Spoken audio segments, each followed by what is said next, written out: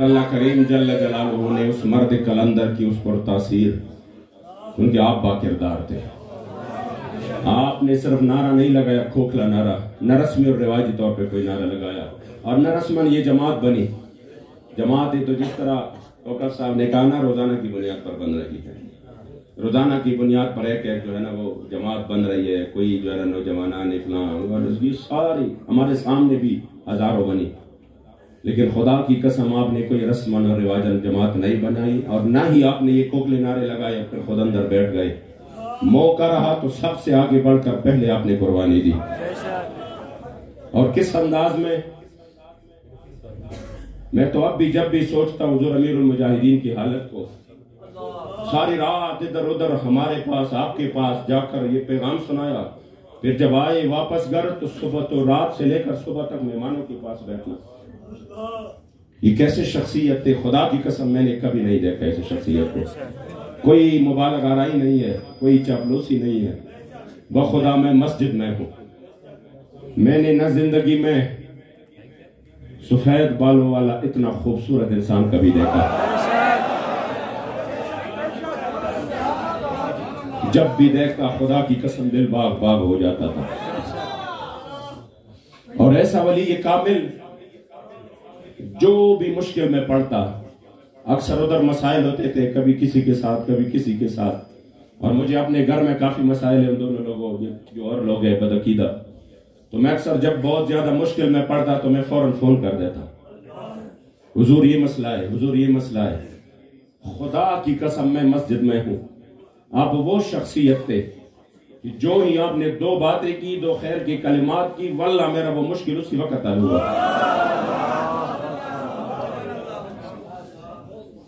یہ تو جنہوں نے امیر المجاہدین کا صحبت پایا ہے ان کو پتا ہے کہ ہم کتنی بڑی ہستی دنیا سے رخصت ہو گئی۔ ہم نے سنے تھے کہ اللہ کی ولیوں کو اللہ نے یہ طاقت دی ہے، یہ طاقت دی ہے، لیکن ہم ویسے بھی پٹھان ہیں، کوئی جلدی اثر کو قبول نہیں کرتے۔ میں نے کہا یار کوئی بندہ تو ایسا ہو جو کہ ہم نے کرامات اولیاء یہ وہ پڑھا ہو تو کم از کم دیکھ کے ہمیں تسلی تو ہو جائے۔ کسی کو دیکھتا ظاہر اور ہو جاتا، پھر باطن کی کچھ خبر ہو جاتی تو اور طرح تھا، کوئی صرف علم ظاہر میں تھا، باطن میں اس کا کوئی حصہ نہیں تھا، کوئی دونوں میں تھا، لیکن میدان میں نکل کر حضور کے دین کے لیے جو روحی ایمان ہے، جو اصلی ایمان ہے وہ نہیں تھا۔ یقین کرے دل بالکل ایک تذبذب کا شکار تھا کہ اب ہمیں ایسا کوئی بندہ تو نظر آ جائے جو ہمیں یقین ہو جائے کہ یہ اللہ کی ولی ہے۔ خدا کی قسم جب امیر المجاہدین کی خلوت اور جلوت کو دیکھا، آپ کے استقامت اور اخلاص کو دیکھا، اور لحظہ لحظہ میں اس کی گواہی دے رہا ہوں، کبھی آپ کے محفل میں ہم نے کبھی دنیا کی بات نہیں سنی، جب بھی بات ہو حضور کی دین کی ہو۔ اور پھر جو آپ کی نجی محفل ہوتی تھی، خدا کی قسم میں نے کبھی 2 منٹ میں بندے کا دل کی دنیا بدل جاتا تھا۔ جب آپ کو دیکھا تو ہمیں الحمدللہ یقین ہو چکا کہ ہم نے بھی اللہ کی ولی کا زمانہ پایا، اور ہم نے بھی اللہ کی ولی کے ساتھ صحبت کی ہے، الحمدللہ ان کے صحبت میں رہے، ان کی خدمت کی ہے، ان کی آواز پر لبیک کہا ہے، اور وہ بھی رسمن نہیں کہا، الحمدللہ دل و جان سے کہا ہے۔ بخدا اس پر تو میرے بچوں کو بھی فخر رہے گا۔ میرے چھوٹے بچے ہیں، وہ جب آخری تقریباً وصال سے 10 دن پہلے آپ پشاور تشریف لے آئے ایئرپورٹ پر، تو میں نے دونوں بچوں کو بھی ساتھ لے کے گیا تھا، تو وہ میرے بچے اب بھی خوش ہے کہ بابا یہ تو شکر ہے آپ نے ہمیں ان سے ملوایا۔ تو جنہوں نے یقین کرے حضور امیر المجاہدین کا کہ وہ صحبت جنہوں نے پائی ہے، آپ وہ شخصیت تھے کہ سب سے پہلے بڑھ کر خود جب نعرے ہوتے تھے تو یہ نہیں تھا کہ کارکن تو نعرے لگائے ہاتھ اوپر کرے، ہمارے ہاں تو یہ ہے نا کہ جو شیخ ہے وہ بالکل آرام سے بیٹھا اور مرید جو ہے نا آگے پیچھے نہیں، آپ کارکنوں سے بھی آگے بڑھ کر ہاتھ اٹھاتا ہے۔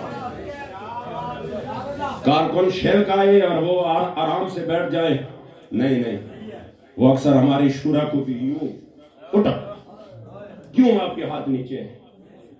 آپ اتنے بڑے ہو گئے کہ ابھی آپ اسلام کے لیے آپ اپنے ہاتھ اٹھانے کی بیعت بھی سمجھتے ہیں؟ یہ تھا ان کا ذہن، اور یہ تربیت تھی خدا کی قسم۔ امیر حضرت خطیب الاسلام کہتے ہیں کہ میں نے جیل کے اندر میں یہاں پر آپ کا گردن مبارک یوں دبا رہا تھا تو میں نے دیکھا یہاں پر بڑے کالے کالے نشان تھے. تو میں نے کہا حضور یہ نشانات کیسے ہیں؟ مہینہ گزر چکا تھا. میں نے کہا حضور یہ نشانات کیسے ہیں؟ تو مجھے بتایا کہ خطیب الاسلام جب مجھے گرفتار کر کے لے کے جا رہے تھے تو وہ پولیس والے ڈنڈے مار رہے تھے.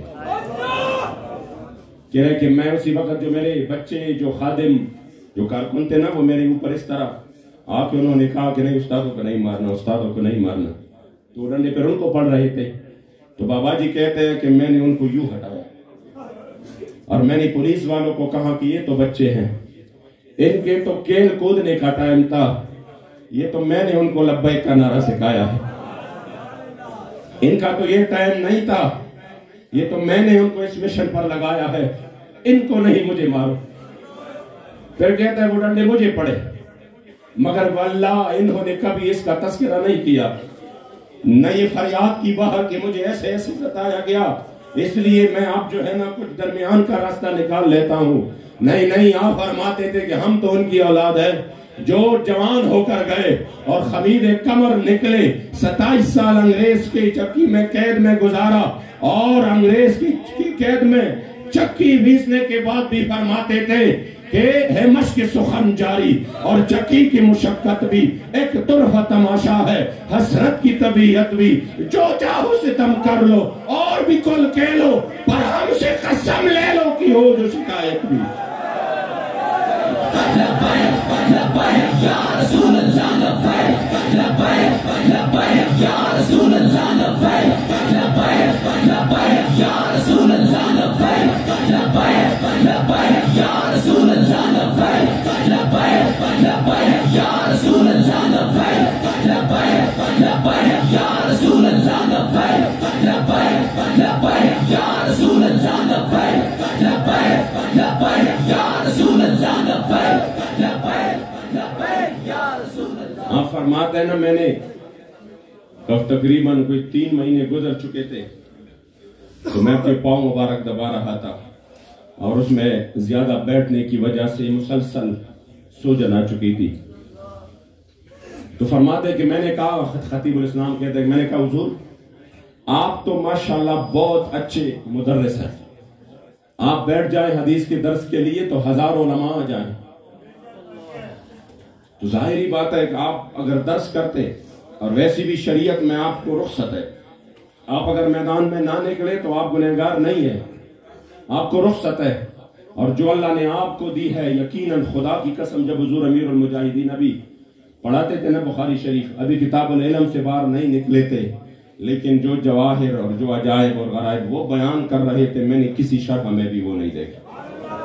ایک ایک حدیث کے وہ مطالب بیان کر رہے تھے بخدا بندہ حیران رہ جاتا.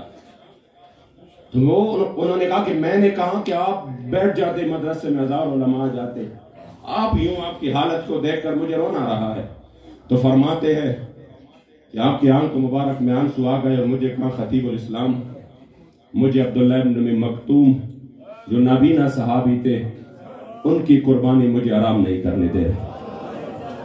جب وہ نابینا ہو کر جنگ یرموک میں گئے اور وہ سابقون الاولون میں سے تھے اور جنتی صحابی بن کر جب وہ گئے تو حضرت عمر فاروق کو کہا کہ میں بھی جانا چاہتا ہوں. آپ نے فرمایا حضور آنکھوں کی ضرورت ہوتی ہے، دشمن کو دیکھنا پڑتا ہے، ان کی تیروں سے بچنا پڑتا ہے اور ان کو نشانے پر لینا پڑتا ہے، آنکھوں کی ضرورت ہوتی ہے. آپ نے فرمایا مجھے بھی پتا ہے لیکن مسلمانوں کی تعداد بہت کم ہے، کفار کی تعداد رومیوں کی بہت زیادہ ہے، میری وجہ سے تعداد میں بھی اضافہ ہوگا اور مجھے اونٹ پر بٹھا دینا اور میرے اونٹنی کو لشکر کے سب سے آگے کر دینا اور پھر مجھے اسلام کا جھنڈا عطا کر دینا. جھنڈا میرے پاس یوں ہوگا، میں جھنڈے کو اپنے سینے سے جدا نہیں کروں گا، مجھے کیا پتا کون کہاں سے مار رہا ہے، میں کبھی نہیں بھاگوں گا، میں آگے ہی بڑھوں گا. دشمن کو شکست ہوگی اور ہمارے جوانوں کو حوصلہ ملے گا. کہہ رہا کہ اسی حالت میں آپ آگے بڑھے جب آپ کے آنکھیں بھی نہیں تھی. تو آپ فرماتے ہیں کہ اگر حضور نے بروز حشر پوچھا کہ آپ کے تو فرمایا کہ آپ کی تو آنکھیں سلامت تھی، میرے عبداللہ ابن مکتوم کی تو آنکھیں بھی نہیں تھی، پھر بھی وہ اسلام کے لیے نکلا۔ اس لیے بابا جی بار بار فرماتے تھے چودھری اور نواب ایم پی اے، اگر حضور نے قیامت کے دن سوال کیا کہ تیرے پاس تو سب کچھ تھا، جب میرے دین پر حملہ ہوا آپ کی ماتھے پر شکن بھی نہیں آیا، پھر جواب کیا ہوگا؟ اس وجہ سے آپ اسی غم میں غمگین رہتے۔ حضرت صاحبزادہ صاحب فرما دیں، میں نے آخر میں بھی کہا کہ حضور چلیے نا، میں چپکے سے ویزا کرا کے مدینہ شریف چلتے ہیں، حضور کے سامنے اپنا حال دل بیان کرے۔ کلک شوریدہ خواب گاہ نبی پہ رو رو کے کہہ رہا تھا کہ مصر و ہندوستان کی مسلم بنائے ملت مٹا رہے، اور غضب ہے یہ مرشدان خود ہے، خدا تیری قوم کو بچائے، بگاڑ کر تیری مسلموں کی عزت یا اپنی عزت بنا رہے۔ فرماتے ہیں کہ میں نے کہا کہ آ جاؤ حضور کے سامنے کچھ آپ اپنے فریاد کریں، فرماتے ہیں کہ مجھے کہا کہ میں کس منہ سے حضور کے سامنے جاؤں۔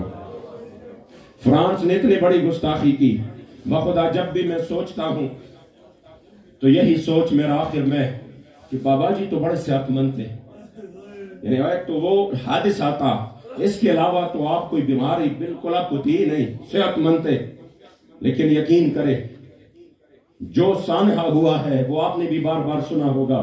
کیا فرماتے ہیں کہ میں بار بار ایک مرتبہ وہ آپ جو بڑے وجد میں آ گئے تھے، پھر بعد میں فرما رہے تھے، میں نے کہا آج میرا کوئی نس ٹوٹ جائے، کوئی رگ کوئی ٹوٹ جائے، مجھے موت آ جائے، کم از کم حضور کی گستاخی بنے میں وہ دن نہ دیکھوں، میں کس منہ سے حضور کے سامنے جاؤں۔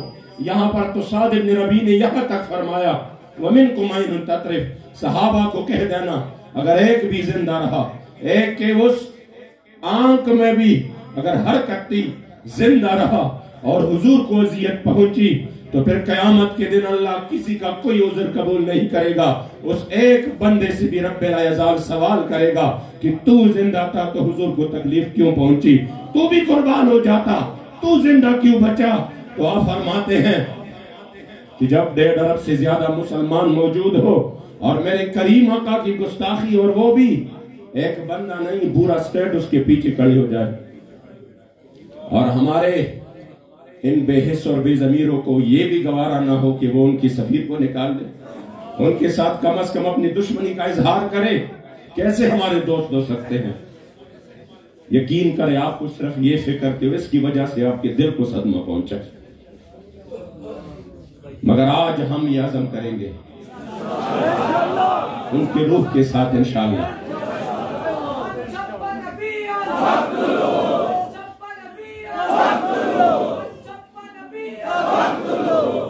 واللہ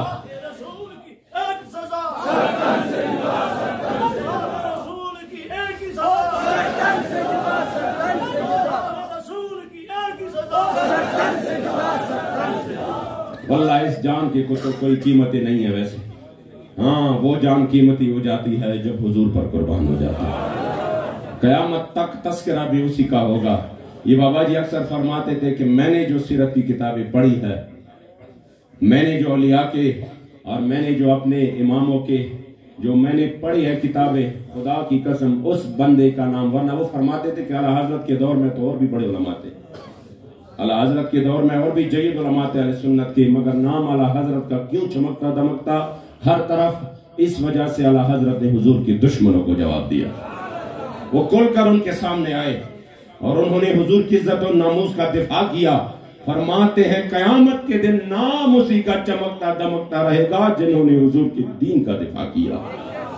آج اگر خیبر پختونخوا کا بچہ بھی بابا جی کو جانتے ہیں، جب بھی آپ تقریر کرتے تھے اکثر پنجابی میں، ایک مرتبہ میں نے بڑی فریاد کی، اور یہ فریاد میں نے ابھی بھی اپنے قائد سے کی، میں نے کہا بابا جی بھی پنجابی میں تقریر کرتے تھے، آپ بھی پنجابی میں کرتے ہیں، سارے ادھر تانے مجھے پڑھتے ہیں۔ وہ کہتا ہے کہ دیکھو تم اتنا بھی نہیں کر سکتے کہ ان کو کہہ دو اردو میں تقریر کرے، کم از کم ہم بھی سمجھے۔ تو میں نے کہا وہ بابا جی والا جو پنجابی تھا نا، وہ بھی الحمدللہ ان کو پٹھانوں کو سمجھ آتا تھا یا نہیں، لیکن ایک ایک جملے کے ساتھ جھوم جاتے تھے، انہیں پتا تھا بابا جی بات کرتے ہیں تو کیا کرتے ہیں، انہیں مانا انہیں جانا نہ رکھا غیر سے کام۔ اس وجہ سے ہم آج یہ عہد کرتے ہیں میں اختتام کی طرف آ رہا ہوں. آج ہم یہ عہد کرتے ہیں کہ جس مشن کو بابا جی ہمیں الحمدللہ جس مشن پر لے آئے اور جس نظریے پر لے آئے، انشاءاللہ ہم نے اپنی زندگی کی آخری سانس تک اس پر رہنا ہے. اور یہ میں جو دیکھ رہا ہوں واللہ اس ولی کامل کی کرامت ہے بعد الوصال کہ بخدا اس سے بھی کہیں آگے بڑھ کر تحریک ابھی ہو جا رہا ہے الحمدللہ. اور انشاءاللہ وہ وقت دور نہیں کہ جو آپ فرماتے تھے، آپ اکثر یہ کچھ بات کرتے ہو، ہم ادھر ادھر تو کہتے یہ بے یقینی جو ہے نا یہ غلامی سے بھی بدتر ہے. فرماتے تھے کہ پاکستان میں انشاءاللہ حضور کا دین تو آنا ہی آنا ہے. انشاءاللہ جب بابا جی فرمائے کہ گئے کہ آنا ہی آنا ہے تو آنا ہی آنا ہے انشاءاللہ. اور انشاءاللہ ہم نے اسلام کی بہار کو دیکھنا ہے انشاءاللہ. اور وہ وقت دور نہیں، آپ کی ان جذبوں کے سامنے تو پہاڑوں کی بھی کچھ حیثیت نہیں. خدا کی قسم سارے ریزہ ریزہ ہو جائے. بندہ مومن کی ایک بندہ مومن جو اپنی ایمانی غیرت اور قوت کے ساتھ میدان میں ہو، پوری کفر بھی اس کا مقابلہ نہیں کر سکتا. اور یہ ہمارے پاس تاریخ موجود ہے. اس وجہ سے آپ نے انشاءاللہ میدان میں رہنا ہے. اور جو کچھ بھی حالات آئے، یہ جیل کا بار بار میں تذکرہ نہیں کروں گا کیونکہ جیل تو کوئی تکلیف ہی نہیں ہے. میں بالکل بلا مبالغہ بغیر کسی تصنع کے آپ کے سامنے دل کی بات کر رہا ہوں. خدا کی قسم جیل میں تو کوئی تکلیف نہیں ہے، کوئی تکلیف نہیں ہے. اس سے آگے بڑھ کر شاید مصیبت اور تکالیف آ جائے. واللہ جب حضور کے لیے ہو تو یوں سینہ تان کے ہمیں یہ کہنا چاہیے، جب حضور کے نام پر ہو تو جیل تو کیا، ہماری زندگی سارے حضور پر قربان.